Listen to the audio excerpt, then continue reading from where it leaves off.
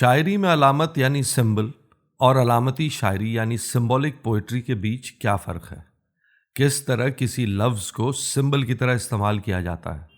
اردو ادب میں علامتی شاعری کب سے شروع ہوئی اور اس کا کیا حال ہوا؟ جہاں ایک طرف علامہ اقبال اور فیض جیسے شاعروں نے علامت نگاری کے بہترین نمونے پیش کیے، وہیں جب یہ تحریک فیشن بن گئی اور ہمہ شمہ علامتی شاعری کرنے لگے تو پھر کوا اندھیری رات میں شب بھر اڑا کیا، کھا کر کسیرو نیم کی گٹھلی ہگا کیا، یا پھر بھن بھناتی بھاگتی اڑتی ہوئی مکھی کو دیکھ، جڑ میں بیٹھا ہے اگر برگد کی تو پھنگی کو دیکھ جیسے اشعار کہے جانے لگے اور علامت نگاری کے فن نے دم توڑنا شروع کر دیا۔ آج کی ویڈیو میں علامت نگاری یعنی سمبولزم پر بات ہوگی، اس لیے یہ ویڈیو آخر تک ضرور دیکھیں۔ اردو شاعری کی نزاکتوں پر سلسلہ وار گفتگو سننے کے لیے آپ ہماری سیریز اردو شاعری انلاکڈ ہمارے یوٹیوب چینل پر دیکھ سکتے ہیں۔ آپ ریڈیو اردو کے سفر میں اگر ہمارا ساتھ دینا چاہیں تو نیچے دیے گئے جوائن بٹن پر کلک کر کے اس قافلے میں ہمارے ہم سفر بھی بن سکتے ہیں۔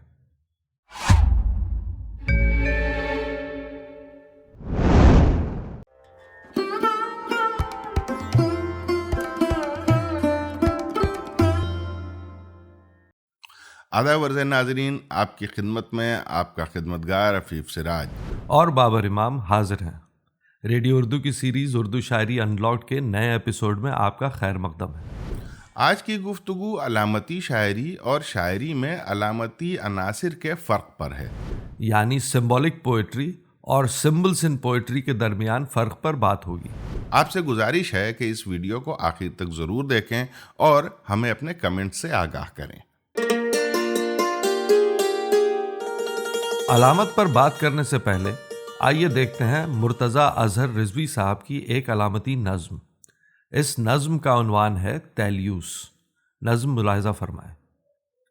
شام کے وقت نرم و خنک ریت پر دیر تک کھیلتے کھیلتے اپنے بیلون کو ناؤ کے ایک مستول سے باندھ کر ریت کے نرم گولے بنانے میں یوں منہمک ہو گیا جیسے بیلون اس کا نہ تھا، اور جب شام کی دھند کچھ اور گہری ہوئی ریت کے نرم گولوں کو ایک ایک کر کے اچھالا کیا، کھیلتے کھیلتے اپنے گھر کی طرف چل دیا۔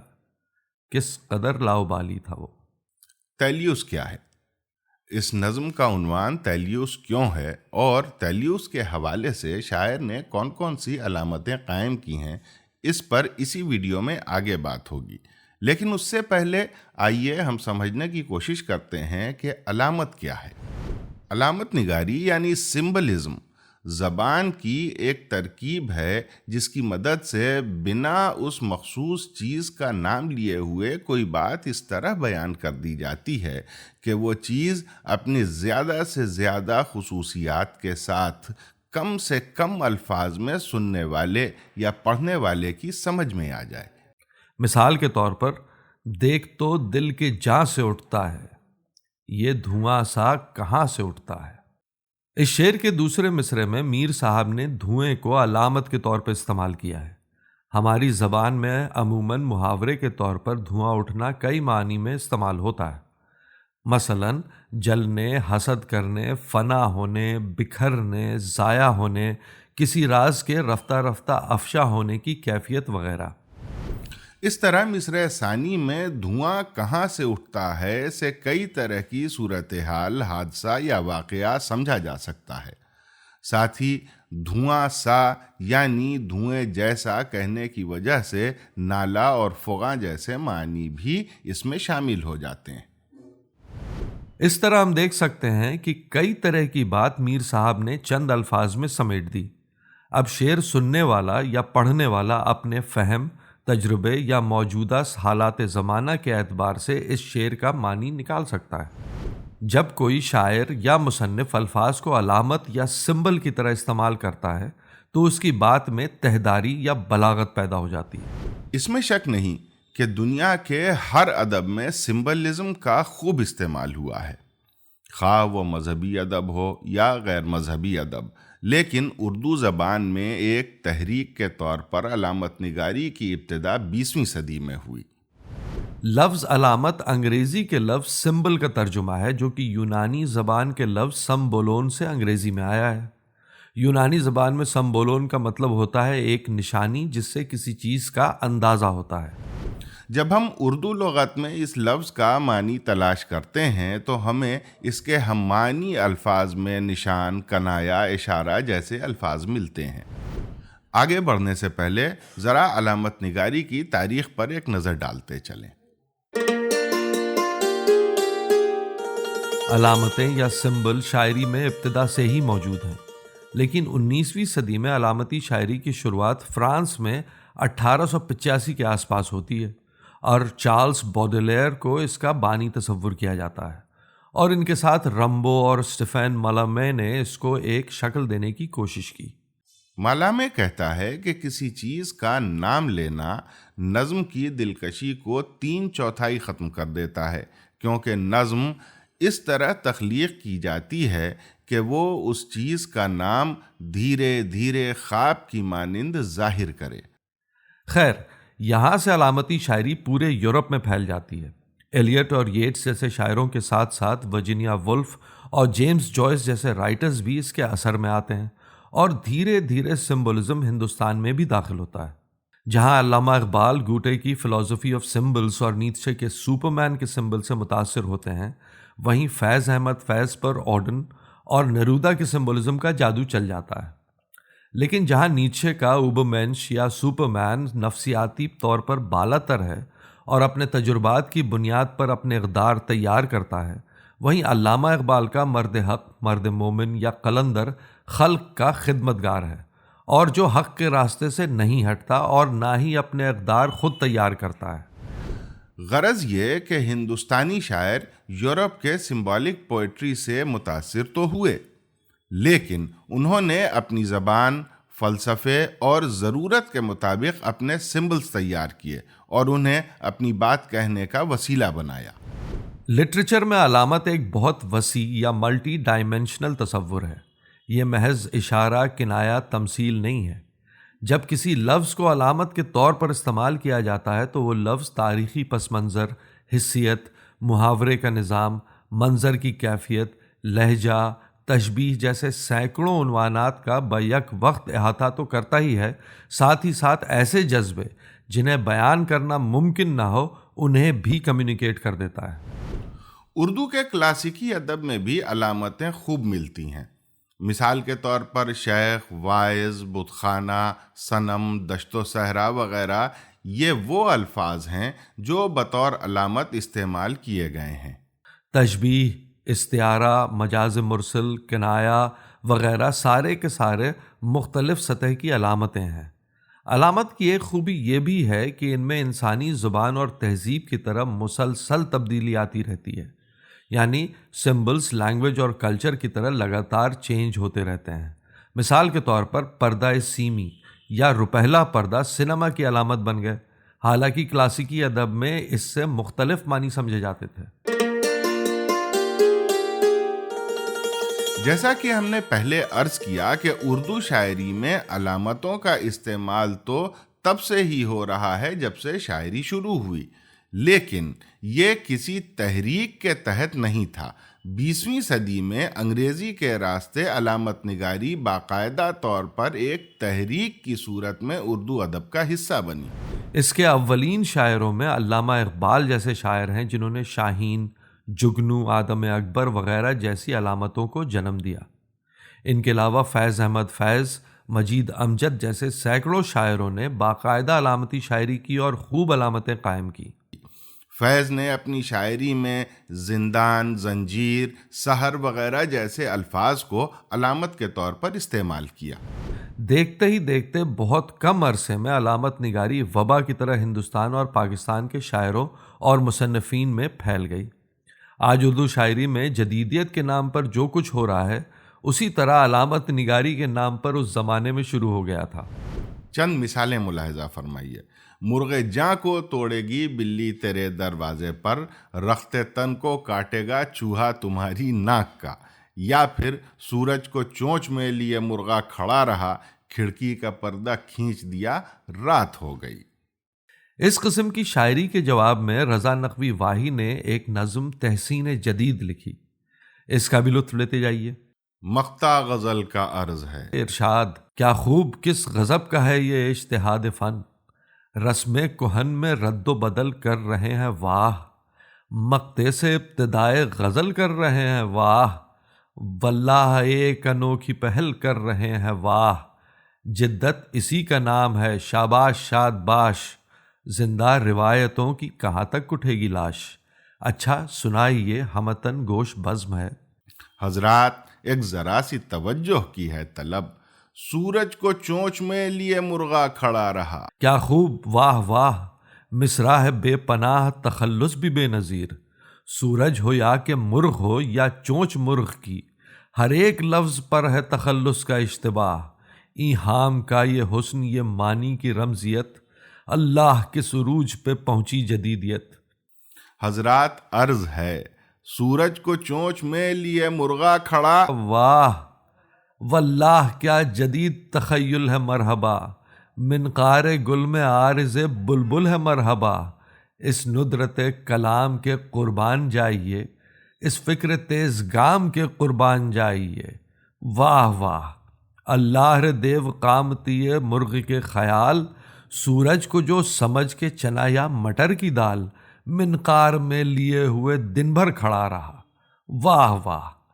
حضرات شعر عرض ہے، سورج کو چونچ میں لیے مرغا کھڑا رہا، کھڑکی کا پردہ کھینچ دیا رات ہو گئی۔ کیا خوب واہ کیسی کرامات ہو گئی، مرغے کی چونچ قفل حوالات ہو گئی، سورج کے حق میں وادی ظلمات ہو گئی، اے واہ واہ واہ اے واہ زندہ باد۔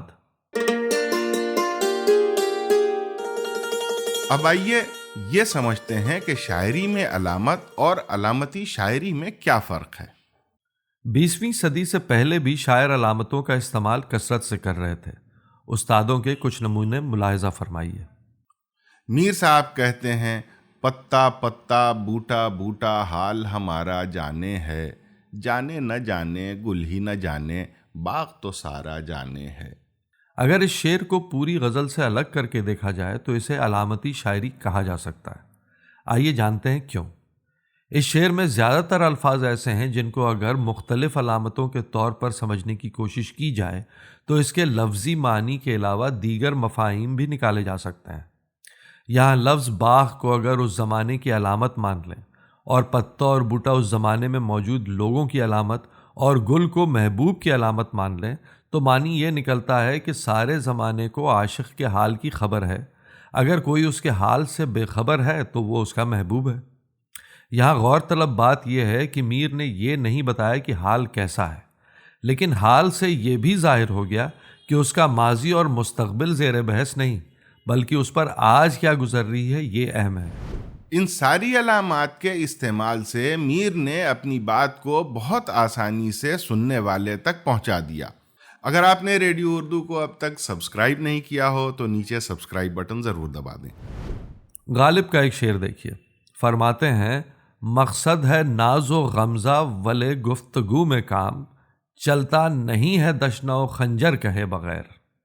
یعنی محبوب کے ناز اور ابروؤں کے اشارے کا تذکرہ اگر فقط ان کے نام لے کر کیے جائیں تو بات نہیں بنتی، اگر انہیں چھرا اور خنجر کہا جائے تو ان کی تمام خوبیاں بیان ہو جاتی ہیں۔ اور پھر علامتی شاعری بحیثیت تحریک یا موومنٹ جب اردو میں داخل ہوئی تو ہم نئی اور تازہ علامتوں کا نمود دیکھتے ہیں۔ اس دور سے بھی چند نمونے ملاحظہ فرمائیے۔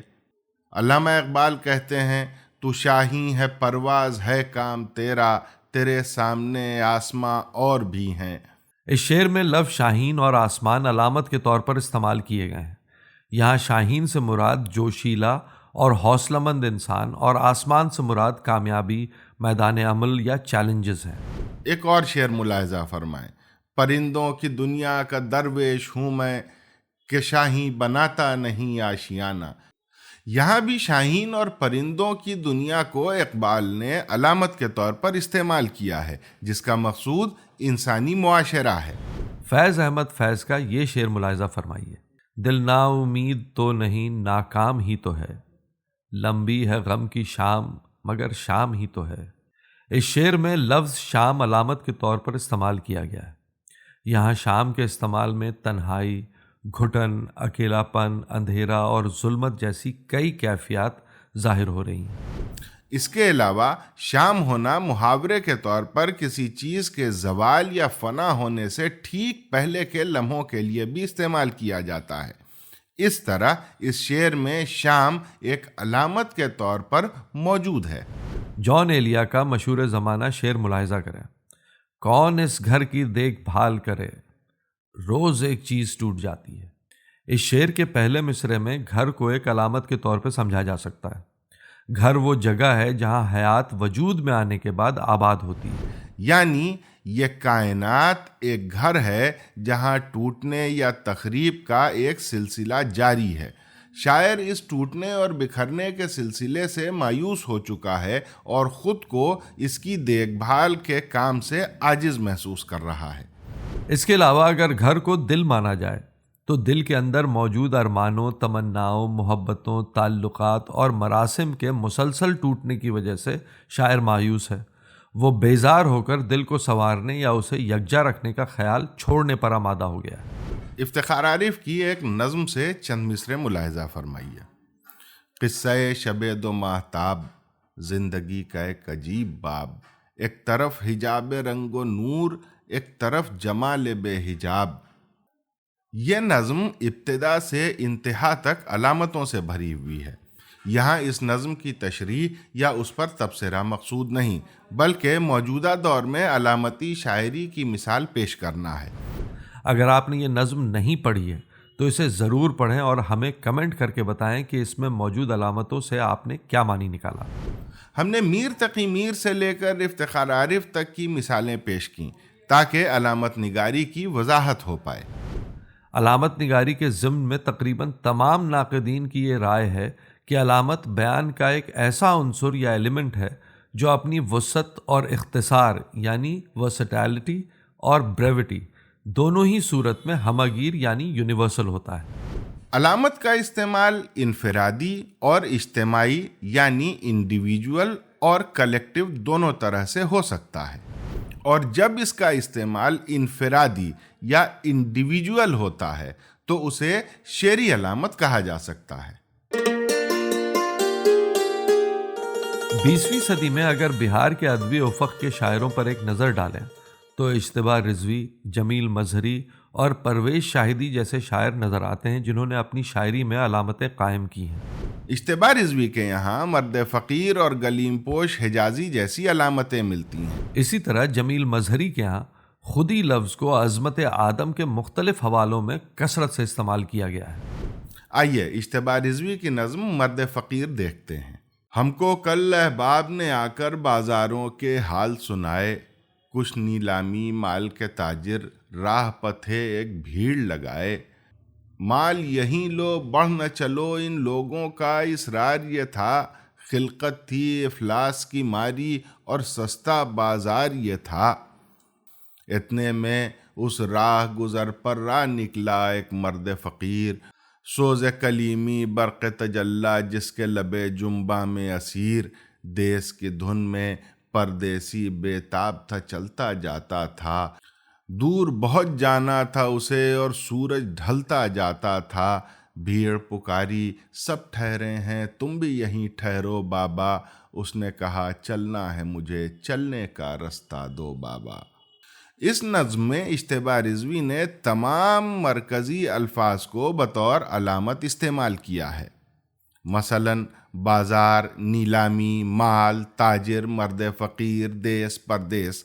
یہ الفاظ اپنے لغوی معنی یا ڈکشنری میننگ کے اعتبار سے بھی ایک مفہوم پیدا کر رہے ہیں اور بطور علامت بھی مختلف فکری سلسلے کو جنم دے رہے ہیں۔ اگر آپ ریڈیو اردو کا ساتھ دینا چاہتے ہیں تو آپ جوائن بٹن دبا کر بھی دے سکتے ہیں۔ جمیل مظہری کا تصور آدم بھی ایک مکمل علامت ہے۔ آدم نو کا ترانہ سفر سے 2 اشعار ملاحظہ فرمائیے۔ فریب کھائے ہیں رنگ بو کے سراب کو پوجتا رہا ہوں، مگر نتائج کی روشنی میں خود اپنی منزل پہ آ رہا ہوں۔ جو دل کی گہرائیوں میں صبح ظہور آدم سے سو رہی تھیں، میں اپنی فطرت کی ان خداداد قوتوں کو جگا رہا ہوں۔ اس نظم میں آدم نو کو ایک علامت کے طور پر قائم کر کے اس کی زندگی کے سفر کے حوالوں سے آدم کی شناخت کروائی گئی ہے۔ ہم نے علامت کے چند نمونے پیش کیے۔ دنیا بھر میں ادبی تحریکوں کی تاریخ پر نظر ڈالنے سے یہ معلوم ہوتا ہے کہ ہر تحریک کی پیدائش اس دور کے نہایت ذہین اور صاحب فہم افراد کی کوششوں کا نتیجہ ہے۔ لیکن جب تحریک مقبولیت حاصل کرتی ہے تو اس پر زوال بھی آنے لگتا ہے، کیونکہ تب یہ تحریک ایک فکری دھارے کے بجائے فیشن بن جاتی ہے۔ 70 کی دہائی آتے آتے علامت سازی کی تحریک کا بھی کچھ ایسا ہی حال ہو گیا۔ علامتی اور تجریدی یعنی ایبسٹریکٹ شاعری کے نام پر عجیب و غریب اشعار نظم کیے جانے لگے جن کا کوئی سر پیر ہی نہیں ہوتا تھا۔ ایک مثال دیکھیے، چائے کی پیالی میں نیلی ٹیبلٹ گھولی، سہمے سہمے ہاتھوں نے ایک کتاب پھر کھولی، دائرے اندھیروں کے روشنی کے پوروں نے کوٹ کے بٹن کھولے، ٹائی کی گرہ کھولی۔ اب آئیے 70 سے 80 کی دہائی کے بیچ کہی گئی مرتضیٰ اظہر رضوی صاحب کی ایک علامتی نظم کا جائزہ لیتے ہیں۔ اس نظم کا عنوان تیلیوس ہے۔ اس عنوان سے ظاہر ہوتا ہے کہ یہ کوئی یونانی داستان سے لیا گیا کردار ہے۔ یونانی تاریخ میں ایک بادشاہ ملتا ہے جس کا نام ٹولس ہاسٹلس ہے۔ اس کا دور حکومت 672 سے 640 قبل مسیح بتایا گیا ہے۔ تاریخ کے اوراق میں اس کی طویل داستان موجود ہے۔ ہم یہاں اس کے کردار کے چند اہم پہلو پیش کر رہے ہیں۔ تیلیوس کا یہ خیال تھا کہ اس کے پہلے کے حکمرانوں کے طرز حکومت نے یونان کو کمزور کیا ہے، اس لیے اس نے جنگوں کا سلسلہ شروع کیا تاکہ اپنی سرحدوں کو بڑھا سکے۔ تیلیوس یونانی خداؤں پر یقین نہیں رکھتا تھا، لیکن ایک مدت تک جنگ لڑنے کے بعد اس نے پجاریوں کی ایک مجلس قائم کی جس کی ذمہ داری معاشرے میں امن و امان قائم کرنا اور حکومت کا نظام برقرار رکھنا تھی۔ کہتے ہیں کہ یونان پر مختلف قسم کی بلائیں نازل ہونے لگیں جن کی پیشن گوئیاں ان کے مذہبی کتابوں میں کی گئی تھیں۔ اس کے نتیجے میں خداؤں کے بارے میں تیلیوس کا تصور تبدیل تو ہوا، لیکن وہ توہم پرست ہو گیا۔ کتابوں میں لکھی گئی بلاؤں میں سے ایک بلا البن کی پہاڑی پر پتھروں کی بارش تھی۔ روایت یہ ہے کہ جب البن کی پہاڑی پر پتھروں کی بارش ہو رہی تھی تو لوگوں نے ایک آفاقی آواز سنی جو کہہ رہی تھی کہ البانی لوگوں نے خداؤں کی نافرمانی کی ہے۔ اس واقعے کے بعد تیلیوس نے وہاں پجاریوں کے مشورے سے ایک بڑی عبادت کا اہتمام کیا۔ یہ پوجا جوپٹر کی تھی، لیکن یہاں بھی تیلیوس نے کوتاہی برتی۔ نتیجتاً جوپٹر ناراض ہو گیا اور اس نے تیلیوس اور اس کے گھر کو آسمانی بجلی سے جلا کر خاک کر دیا۔ آپ ڈسکرپشن میں دیے گئے لنک پر کلک کر کے اس کی مزید تفصیلات حاصل کر سکتے ہیں۔ اب آئیے پروفیسر مرتضیٰ اظہر رضوی کی نظم تیلیوس کو ایک بار پھر دیکھتے ہیں۔ نظم ملاحظہ فرمائیں۔ شام کے وقت نرم و خنک ریت پر دیر تک کھیلتے کھیلتے اپنے بیلون کو ناؤ کے ایک مستول سے باندھ کر نرم گولے بنانے میں یوں منہمک ہو گیا جیسے بیلون اس کا نہ تھا، اور جب شام کی دھن کچھ اور گہری ہوئی، ریت کے نرم گولوں کو ایک ایک کر کے اچھالا کیا، کھیلتے کھیلتے اپنے گھر کی طرف چل دیا۔ کس قدر لاؤبالی تھا وہ۔ اس نظم کا مرکزی تصور تیلیوس کا لاؤبالی مزاج ہے۔ اگر ہم ٹولس ہاسٹلس کی تاریخ کے پس منظر میں اس نظم کا جائزہ لیتے ہیں تو یہ معلوم ہوتا ہے کہ شاعر کی نگاہ میں بادشاہ کا لگاتار اپنا موقف بدلتے رہنا اس کی بے ثباتی اور اس کے غیر سنجیدہ مزاج یا لاؤبالی پن کا نتیجہ ہے، جو بالآخر اس کی فنا کا سبب بنتا ہے۔ پہلی تشریح: شام کا وقت علامت ہے زندگی کے آخری ایام کی۔ نرم و خنک ریت وہ آسائش بے ثبات ہے جو دنیا میں اسے بادشاہت کے ساتھ حاصل ہوئی ہے، جس سے وہ کھیلتا ہے اور تسکین حاصل کرتا ہے، جبکہ بلون تیلیوس کی وراثت ہے جو اسے عقیدے اور حکومت کی شکل میں ملی۔ ناؤ کا مستول وہ قوت یا اختیار ہے جس کی مدد سے وہ اپنی وراثت کو پائیداری اور استحکام بخش سکتا ہے۔ ریت کے گولے اس کے دنیاوی مشاغل ہیں جن کی بنا پر وہ مسلسل اپنا موقف حیات تبدیل کرتا رہتا ہے۔ نظم کے آخری حصے میں شاعر افسوس کا اظہار کرتا ہے کہ اگر تیلیوس نے سنجیدگی اور توجہ سے اس وراثت پر کام کیا ہوتا تو وہ کیا کچھ کر سکتا تھا، لیکن افسوس کہ اس نے اپنی لاؤبالی رویے کی وجہ سے سب کچھ برباد کر دیا اور بالآخر خالی ہاتھ اس عالم صدرنگ سے گزر گیا۔ دوسری تشریح: دوسری طرف اگر آخری جملے کس قدر لاؤبالی تھا وہ کو دیکھیں تو آپ کو اس میں حیرت اور فخر کے جذبات بھی نظر آئیں گے، اور ان جذبات کے زیر اثر پوری نظم کا مزاج ہی بدل جاتا ہے۔ تیلیوس کے لیے اس کی وراثت، ملک، مذہب سب بے معنی تھے۔ اس نے اپنی طبیعت کے مطابق زندگی جی اور اختتام کے وقت اسی بے فکری اور لاؤبالی پن کے ساتھ دنیا سے رخصت بھی ہو گیا، اور اس کی بے نیازی پر شاعر رشک کرتا ہوا نظر آتا ہے۔ تیسری تشریح: چلیے اس نظم کو ایک اور رخ سے دیکھ لیتے ہیں۔ فرض کر لیا جائے کہ اس نظم کو پڑھنے یا سننے والا تیلیوس کی تاریخ سے واقف ہی نہ ہو، اس کے باوجود یہ نظم ایک کیفیت، منظر اور ایک قصہ اپنے مکمل جمال اور حسیات کے ساتھ سنا رہی ہے۔